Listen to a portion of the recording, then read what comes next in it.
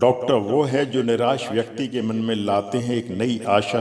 Doctor वो है जो एक सहमी मन में भर देते हैं उम्मीद की उड़ान। यह कहना भी गलत नहीं कि डॉक्टर होते हैं उस ईश्वर का ही एक रूप जो हर दिन लाते हैं लाखों चेहरों पर खुशियों की सौगात। नमस्कार, मैं अनिल अग्रवाल के सवाल कार्यक्रम से आपका स्वागत करता हूं। आज हमारे साथ है भारत के मशहूर cancer surgeon doctor Dhananjay Kelkar ji. Doctor साहब, आपका बहुत बहुत स्वागत है हमारे कार्यक्रम में। नमस्ते जी डॉक्टर साहब, आप अपनी उपलब्धियों का क्रेडिट किसको देते हैं? सबसे पहले ये जो अस्पताल है ये लता जी की पिताजी के मेमोरी में है। जी। तो दीनानाथ मंगेशकर के उपलब्धि का सबसे बड़ा श्रेय जाता है लता मंगेशकर। अच्छा। हाँ जी, ये लता जी के अस्पताल में। हाँ जी, मैं इस अस्पताल का मुख्य डॉक्टर हूँ, लेकिन ये अस्पताल लता जी ने शुरू किया है और शुरू से मैं उनके साथ में हूँ। जी। तो अपनी उपलब्धियों का श्रेय मैंने पूछा, आप किसको देते हैं? ये तो अस्पताल की उपलब्धि बता दी आपने। अपनी उपलब्धि बताऊं तो बहुत सारे लोग होंगे, लेकिन एकदम आसानी से चुने तो अपने किसको देते हैं? आपका अपना ऐसा कौन है? मेरी जो टीचर थी, post graduate teacher Mehru Mehta नाम के सर्जन थे पूना में, और वो ससून हॉस्पिटल में, पूना में जो ससून हॉस्पिटल है गवर्नमेंट का, उसकी वो मुख्य सर्जन या चीफ ऑफ सर्जरी थी। जी। तो वो सुबह 6 बजे से रात को 10 बजे तक काम करती थी। जी। और ऐसे गवर्नमेंट हॉस्पिटल में सुबह 6 से रात के 10 बजे तक काम करना, जी, शायद बहुत कम लोग होंगे दुनिया में। जी। तो उनसे मेहनत का जज्बा सीखा आपने? हाँ जी, बिल्कुल। अच्छा। तो आज अगर मैं कोई अच्छा डॉक्टर हूँ तो उसका पूरा श्रेय मेरी शिक्षिका मेहरू मेहता मैडम बोलते थे हमें उसे, उनको जाती है। बहुत बढ़िया, मतलब किसी को क्रेडिट आप दे रहे हैं, बहुत बड़ी बात है। डॉक्टर साहब, हमने सुना है कि आपके हॉस्पिटल में 3 महीने से कोरोना वायरस पेशेंट्स का इलाज चल रहा है। करीब 600 डॉक्टर इलाज कर रहे हैं, तो कोई भी इससे संक्रमित नहीं हुआ है, कोई भी इफेक्टेड नहीं हुआ है, इन्फेक्टेड नहीं हुआ है। तो इसका क्या कारण है? नहीं, ये ऐसा नहीं है। एक्चुअली हमारे यहाँ कुल मिला के 4,500 लोग काम करते हैं। अच्छा, पूरा स्टाफ मिला के? हाँ जी, सब कुल मिला के 4,500 लोग काम करते हैं। उसमें से 450 डॉक्टर लोग होंगे जी, और उनमें से 600 लोग ये जल नीति कर रहे हैं। अच्छा। जल नीति ये योगा की प्रैक्टिस है जिसमें हम नाक पानी से साफ करते हैं रोज सुबह और रोज शाम को। तो ये जो 600 लोग जल नीति करते हैं उनमें कोई संक्रमित नहीं हुआ। उनमें डॉक्टर्स भी है, नर्सेस भी है, सब किस्म के लोग जो कोरोना की ट्रीटमेंट करते हैं वो हैं, जो रोज पेशेंट्स को देखते हैं। जल नीति से इसका सावधानी हो सकती है? ऐसा अभी तक 3.5 महीने में लग रहा है, लेकिन इसका जो फाइनल निष्कर्ष है वो 6 महीने के बाद निकलेगा। लेकिन अभी तक 3.5-4 महीने में जल नीति करने वाला कोई आदमी बीमार नहीं हुआ है। तो जल नीति की इंस्पिरेशन आपको कैसे स्वयं मिली या किसी से आपने जानकारी ली इसके बारे में? मैं 4.5 सालों से योगा के तहत कर रहा था, और ये मैंने शुरू की इसलिए कि इससे फ्लू ना हो। ये फ्लू की बीमारी जैसे ही कोरोना है। अच्छा, ठीक है। फ्लू ना होने के लिए मैं 4.5 साल से कर रहा हूँ। उसके बहुत रिजल्ट्स मैंने खुद देखे। तो जब लॉकडाउन अनाउंस हुआ तो मैंने दीनानाथ मंगेशकर अस्पताल में डॉक्टर्स और नर्सेस की मीटिंग बुलाई। उन्हें ये समझाया कि अगर अपने यहाँ जल नीति का प्रयोग करे और वो भी शास्त्रीय प्रयोग करे तो कैसा होगा। शास्त्रीय प्रयोग मतलब?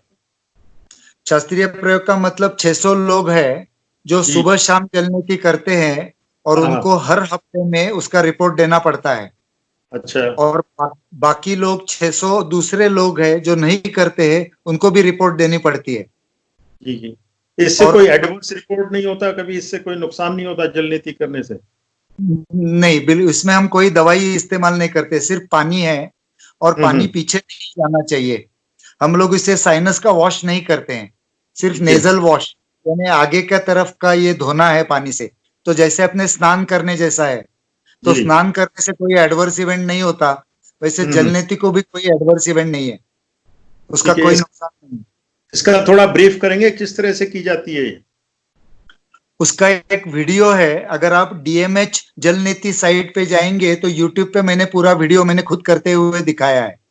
ठीक है, DMH जलनेति ऐसा किया। वीडियो आपका अपने इंटरव्यू में डाल दूं? हाँ जी जरूर, कोई प्रॉब्लम नहीं। नमस्ते, I am doctor Dhananjay Kelkar and I am going to demonstrate a simple procedure called Jalneti for protection against COVID infection. This procedure, what you need is you need a basin. You are standing in front of the basin. The height should be such that you should be bending a little bit and have this pot with you. This is a simple plastic pot which has got a reservoir for about 45 ml of water and a dispenser at the end which will give you a thin stream of water. This pot can be, any type of pot can be used for a similar procedure, and I am using only warm, lukewarm water and not using salt according to the Yogic Jalneti. The lukewarm water is filled, either boiled cooled water or lukewarm water from the shower can be used for this. This water should not go back into nasopharynx or sinuses. It is used only for anterior nasal wash. The Jalneti should be done twice a day because we are probably catching virus initially in our hair follicles and goblet cells in the nose, and the virus gets attached there. If it is washed twice a day, most likely the viral load will go down and we will not have symptomatic COVID infection. So the purpose of Jalneti is to avoid symptomatic COVID infection. So I am going to start now in the procedure of Jalneti. We are ready with this. Before we do Jalneti, we need to clean our nasal passage, for which I am going to do a simple procedure called Kapalbhati, and I am going to demonstrate Kapalbhati now. You put your index finger on one of the nostril, lightly compressing it, and exhale 10 times like this.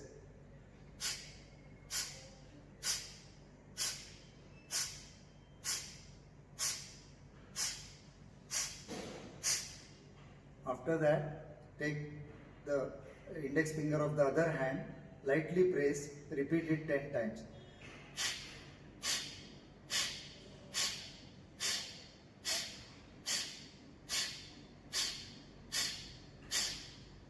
Then leave both the hands, keep your both nostrils open and breathe out.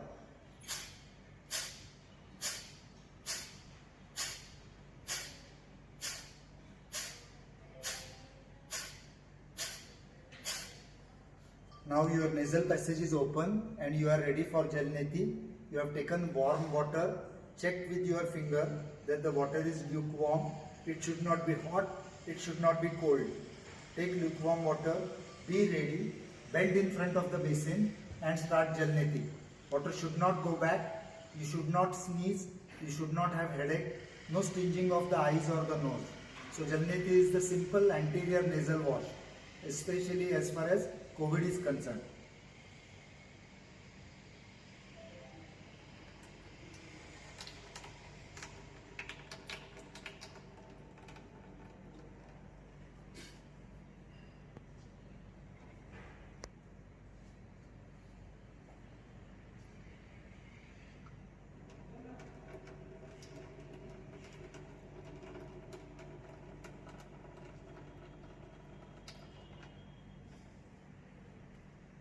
Important precaution to take is that you should breathe through your mouth while doing Jalneti.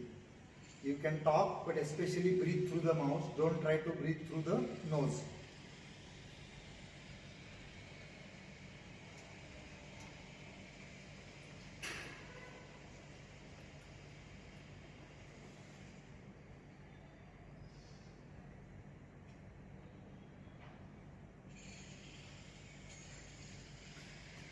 The Jalneti, there is very little water which actually is inside the nose. You can just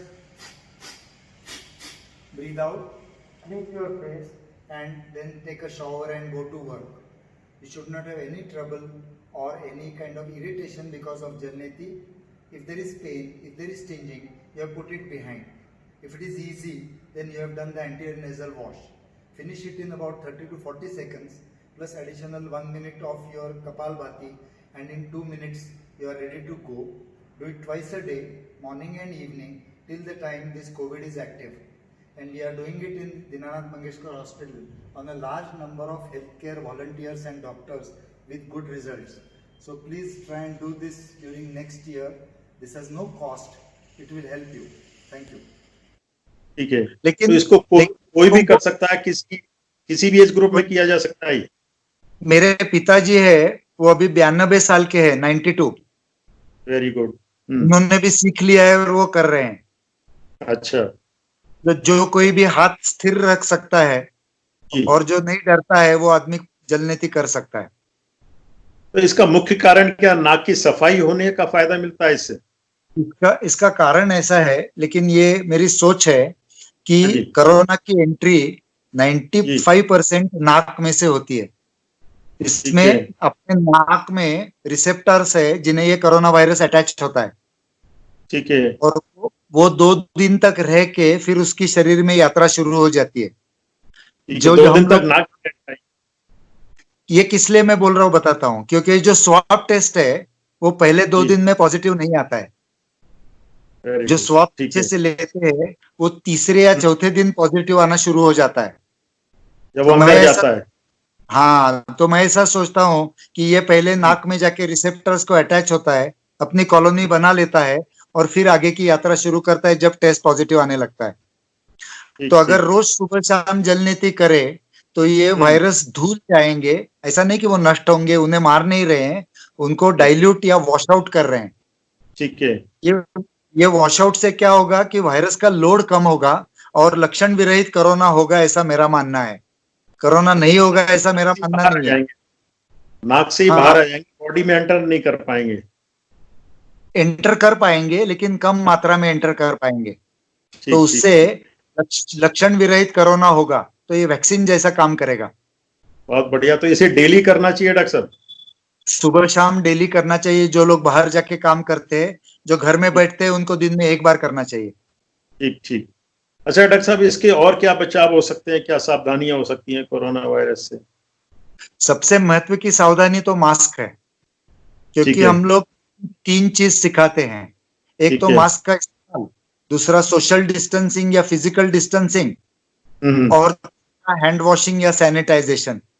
लेकिन इसमें सबसे महत्व की चीज है mask, क्योंकि corona फैलने के जो 2 तरीके हैं।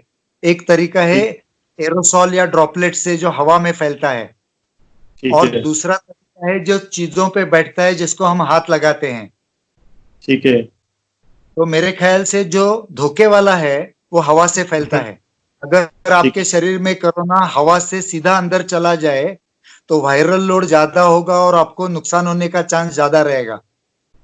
मास्क में भी तो सांस आती है, आदमी जब मास्क में सांस आती है, लेकिन उसका धोखा कम होगा। जैसा मैंने जो प्रिंसिपल जलनेती का बताया, वही मास्क का प्रिंसिपल है।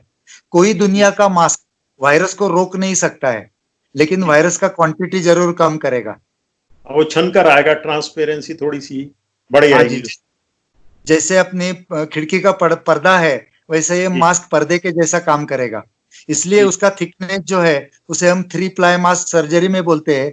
और कपड़े का रहेगा तो थोड़ा जाड़ कपड़े का होना चाहिए, एकदम पतला नहीं होना चाहिए। और डॉक्टर साहब, मास्क फुल टाइम लगाना बड़ा मुश्किल होता है ना, तो उसको आदमी थोड़ी देर बाद नाक से नीचे उतार के होठों तक ही रखता है। उसका अगर आपके आजू बाजू में 6 फीट के अंदर कोई आदमी है तो मास्क रखना चाहिए।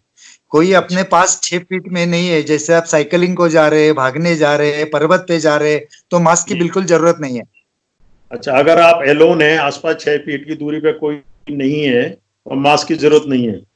बिल्कुल जरूरत नहीं है। ठीक ठीक। अच्छा डॉक्टर साहब, इसमें खान पीन का भी कोई रोल है कि आप क्या खाएं क्या ना खाएं? नहीं, बिल्कुल कोई रोल नहीं है। अच्छा खाना खाना चाहिए, व्यायाम करना चाहिए। तंदुरुस्त रहना कोरोना से बचाव के लिए बहुत महत्व का है। लेकिन खाने में फायदेमंद होता है। खाने के लिए जो हम सब्जियां या बाहर से सामान लाते हैं, उनको सैनिटाइज करने की कोई जरूरत नहीं है। अपना नॉर्मल कुकिंग है, उसमें से कोरोना टिक नहीं सकेगा। और कोरोना से डरना चाहिए तो सिर्फ एरोसॉल यानी जो हवा से अंदर आने वाला कोरोना से डरना चाहिए, बाकी डरना नहीं चाहिए। क्योंकि अपने से जो बहुत साफ सुथरे देश हैं, जैसे स्वीडन है, जर्मनी है, स्विट्जरलैंड है, अमेरिका है, वहां भी कोरोना फैल ही रहा है, तो उससे हम रोक नहीं पाएंगे। नहीं, जैसे सब्जियां लोग 24 घंटे बाद इस्तेमाल कर रहे हैं, तो आपका इस बारे में क्या विचार है? ऐसा कोई करने की जरूरत नहीं है। सब्जियां लाके धो के अपना सब्जियां बना के आप इस्तेमाल कर सकते हैं। बाहर ठीक है। जाएंगे तो सैलड मत खाना, यानी सैलड या फ्रूट्स जो बाहर खाते हैं हम, वो कम करना चाहिए। लेकिन घर में साफ करके खाने में कोई दिक्कत अच्छा, नहीं है। बाहर का रेस्टोरेंट का खाना भी नुकसानदायक हो सकता है? नहीं नहीं, अगर पका हुआ खाना है तो नुकसान की कोई बात नहीं है। अच्छा अच्छा। अब आप पक, क्या मानते हैं, हिंदुस्तान में ये कब तक सरवाइव करेगा? इसके क्या मुझे पॉसिबिलिटी? मेरे ख्याल से तो 1 साल तक ये पूरी दुनिया में रहेगा। पूरी दुनिया में रहेगा? रहेगा और उसके वेव्स आते हैं। पहला वेव उसे बोलते हैं जो भारत में अभी शुरू हो रहा है, जुलाई अगस्त में वो सबसे टॉप पे, चोटी पे जाएगा। फिर ठीक सितंबर से कम हो जाएगा। फिर ठीक है। दूसरा वेव दिसंबर जनवरी में आएगा, ऐसा अंदाजा है। लेकिन फ्लू ठीक की तरफ आप इसको देखिए, जैसा ठीक। हमें फ्लू की आदत है भारत में, तो जैसा हम्म, फ्लू है वैसा ही हम्म। ये कोरोना है। ये एक अभी साल तक कहीं नहीं जाएगा। संभावना है सर? हाँ जी। अभी वैक्सीन की कोई संभावना नहीं है इसकी? पिछली अगर इतिहास देखे वैक्सीन का, तो हाँ जी। वैक्सीन आने में कम से कम 1.5 से 2 साल, कभी कभी 4 साल भी लगते हैं। तो ठीक है। लोग जल्दबाजी में वैक्सीन लाने की कोशिश कर रहे हैं, उस पे हम जी। लोग भरोसा नहीं रख रहे। आशा ठीक से है। हम देख रहे हैं उसकी तरफ, आशा तो है हमें वैक्सीन की, कारण अगर ठीक है। वैक्सीन आ जाएगा तो दुनिया नॉर्मल हो जाएगी। ठीक लेकिन है। उस पे भरोसा रखना मुश्किल है। कम से कम 1.5 साल तो वैक्सीन आने में लगेंगे।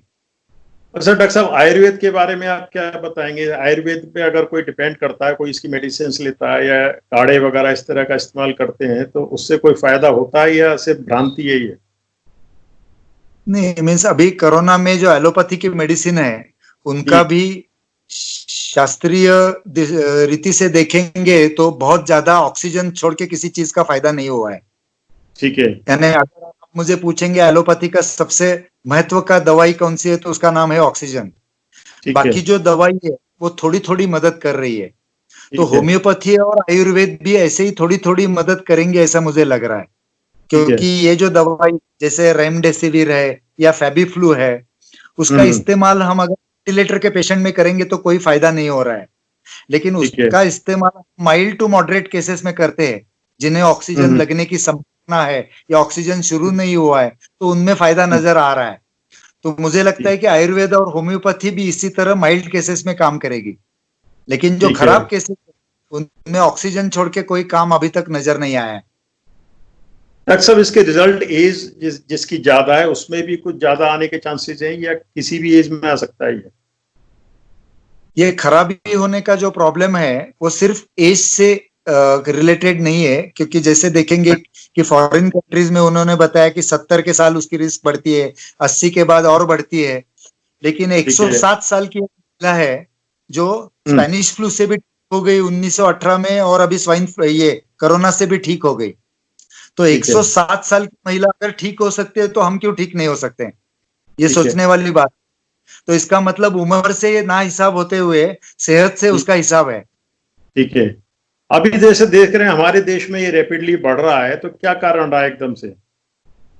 मेनली अपने देश में रैपिडली बढ़ने का कारण क्राउडिंग, यानी लोग पास पास होना। इसकी हम्म। शुरुआत जो होगी आप देखेंगे तो ट्रैवलर्स यानी जो घूमते लोग हैं, उन्होंने ठीक। हवाई जहाज से इसको भारत में लाया। लेकिन ठीक। इसको फैलाने का मेन काम है जो स्लम्स या चर्चेस या मस्जिद या जहां भी लोग इकट्ठा ज्यादा संख्या में होते हैं और ठीक है। सावधानी नहीं बरतते हैं, वहां पे इसका फैलाव ज्यादा होगा। अगर स्कूल कॉलेजेस शुरू होते हैं तो उनमें भी इसका फैलाव ज्यादा होगा, इसका मुझे डर है। तो जहां भी लोग इकट्ठा आते हैं, दूरियां नहीं रखते हैं, मास्क नहीं पहनते हैं, तो ये फैलने वाला है।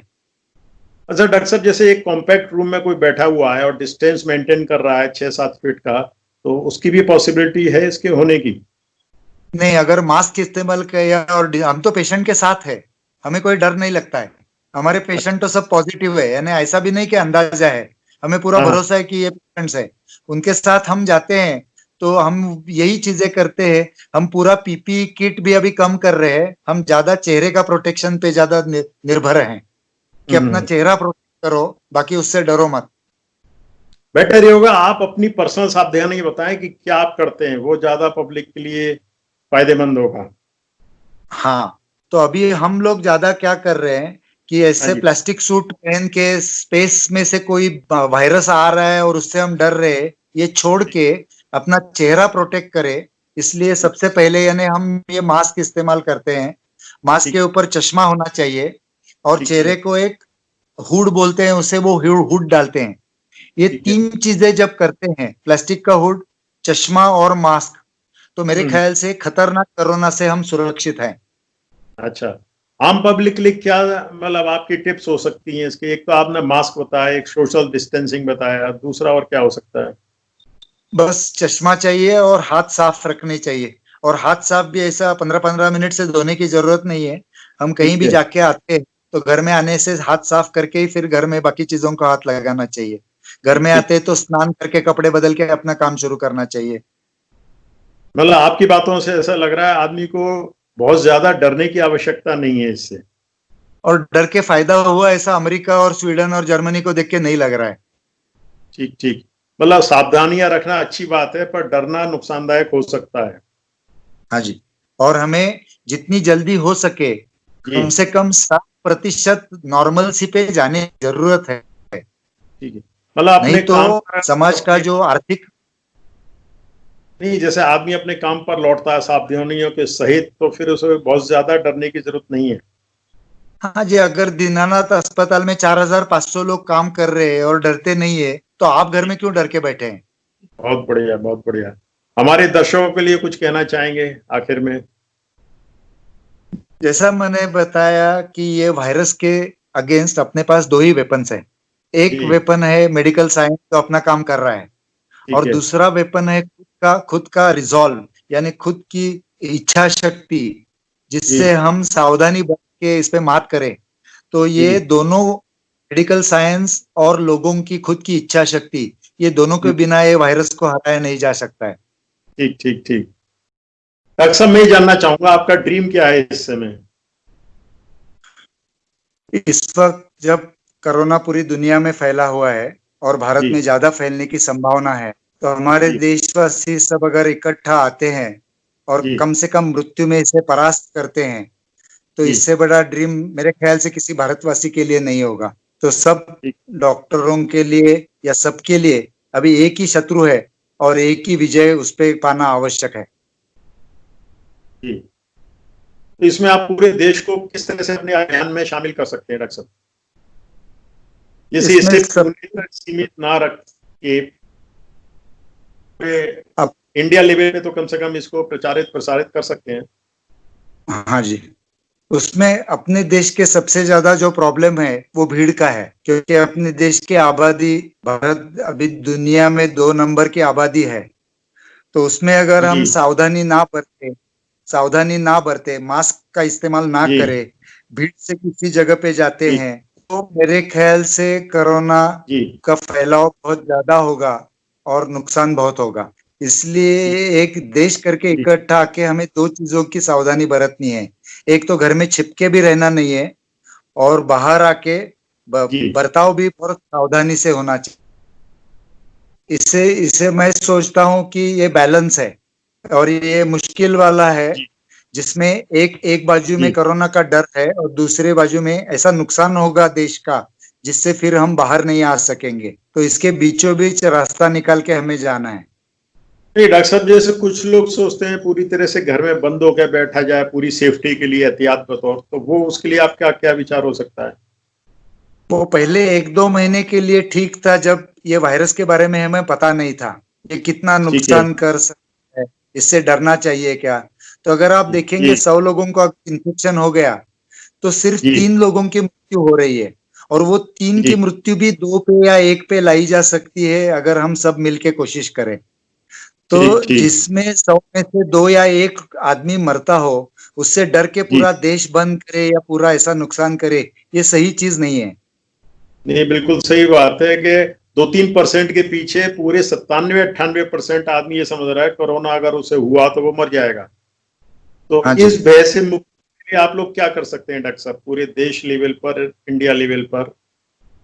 एक तो इसके बारे में जो ज्ञान फैलाना चाहिए, लोगों को मालूम होना चाहिए कि कोरोना जी। के मरीज बहुत सारे चारों बाजू फैले हुए हैं और उनको कुछ नहीं होता है, वो काम करते हैं, घूम, इसीलिए ये फैल रहा है। ये क्यों जी। फैला है बाकी बीमारियों से ज्यादा? क्योंकि इसके जी। लक्षण विरहित लोग 80% के जी। ऊपर है। इसका जी। मतलब उन्हें कुछ होता ही नहीं है, कोरोना हुआ ये समझते भी नहीं है वो। तो जी। ऐसी जी। बीमारी जिसमें 80% लोग हॉस्पिटल का दरवाजा भी नहीं देखते हैं, उससे पूरे हम जी। देश क्यों डरा हुआ है, ये सोचना चाहिए। अच्छा, ऐसा भी सुनने में आया कि कोरोना होता है और अपने आप से चला जाता है, रोगी अपने आप से ठीक भी हो जाता है, क्या ये बात भी सही है? हाँ, अभी लास्ट 2 हफ्ते से हम लोग कोरोना के मरीज जिनमें लक्षण ज्यादा नहीं है उन्हें घर भेज रहे हैं।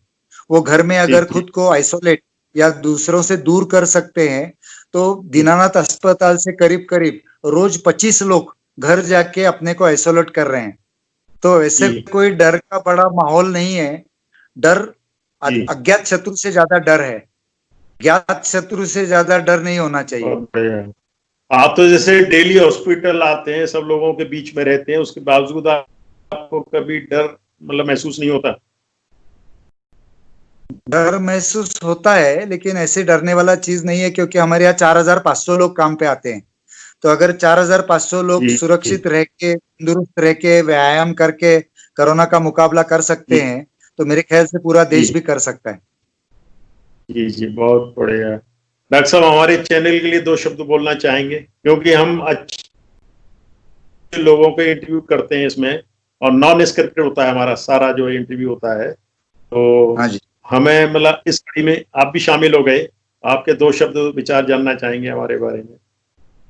मैं सोचता हूँ कि इस कोरोना के युद्ध में मीडिया का क्या जी। रोल है, चैनल के लोग जो जी। आपके दर्शक है उनका क्या रोल है। तो मीडिया जी। ये ज्ञान या ये नॉलेज बड़े पैमाने पे फैला सकता है, जी। क्योंकि जी। इसका जी। जो डर निकालना है वो निकालने के जी। लिए मीडिया का सबसे जी। बड़ा महत्व का रोल होगा। जैसे जी। लॉकडाउन बहुत। शुरू हो गया तो मीडिया की वजह से ही डर फैल गया और वो जरूरी भी था उस वक्त, मार्च महीने में। ठीक। ठीक। और अब जब डर दूर करना है तो ये मीडिया का ही जी। काम है कि डर दूर करे, डॉक्टरों की मदद नहीं, से वो या डर आज कायम है, मदद मतलब वो से। डर निकला नहीं, डर कायम है और बढ़ रहा है डे बाई डे। नहीं, वो निकलने के लिए मेरे ख्याल से जितने लोगों तक ये जानकारी जाए कि डॉक्टर जी। लोग काम कर रहे हैं, पुलिस काम कर रहे हैं, शासकीय कर्मचारी काम कर रहे हैं, ट्रेनें बसें जी। शुरू होने वाली है, तो मेरे ख्याल जी। से ये डर कम होगा। हम दीनानाथ मंगेशकर रुग्णालय की ओर से यूट्यूब पे जी। आने वाले 3-4 दिनों में इसकी पूरी जानकारी रखने वाले हैं, क्योंकि 1200 लोग पेशेंट्स हमने अभी तक ट्रीट किए हैं। तो ये जी। 1200 जी। मरीज जो ठीक हो गए उनकी जानकारी जी। का एनालिसिस करके सब लोगों को हम दे जी। रहे हैं। बहुत बढ़िया। डॉक्टर साहब, आपका बहुत बहुत धन्यवाद, आपने अपना बेशकीमती समय हमें दिया। नमस्कार। नमस्ते, धन्यवाद।